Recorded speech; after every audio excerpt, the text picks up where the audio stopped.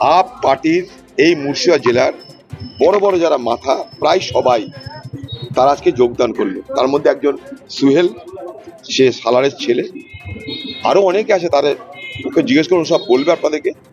তারা আজকে যোগদান করতে আমি মনে করি কংগ্রেস দলের শুধু শ্রীবৃদ্ধি নয়, কংগ্রেস দলের শক্তি বৃদ্ধি হলো।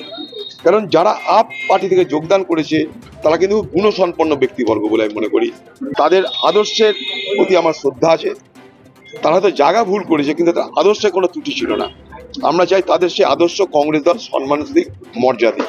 একটা স্বচ্ছ মুর্শিদাবাদ, স্বচ্ছ রাজ্য গড়ার স্বপ্ন নিয়ে রাজনীতিতে যোগ দিয়েছিলাম। আমরা 2 বছর ধরে আম আদমি পার্টি মুর্শিদাবাদের সকলের সদস্য ছিলাম।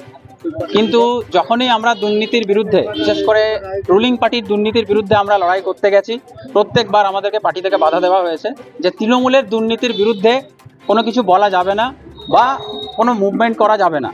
তো আমরা দেখুন, পথ ধরে রাখার জন্য কেউ রাজনীতি জয়েন করিনি। প্রত্যেককেই শিক্ষিত এবং প্রত্যেককেই সৎ মানসিকতা নিয়ে আমরা রাজনীতিতে এসেছিলাম। আমার টিমে যারাই আছে, যারাই আজকে যোগ দিল, সকলে চেয়েছিল যে এই মুর্শিদাবাদের যে দুর্নীতি চারিদিকে, রাজ্যের যে দুর্নীতি চারিদিকে, মুর্শিদাবাদের আজকে আপনি অবস্থা ভাবুন, একে অপরকে মানুষকে মারছে, গোষ্ঠীদ্বন্দ্বে ব্যস্ত, শিক্ষা, স্বাস্থ্য এসব নিয়ে কারো চিন্তাধারা নেই। তো আমরা চাই যে এই মুর্শিদাবাদটা স্বচ্ছ হোক, এই রাজ্যটা স্বচ্ছ হোক।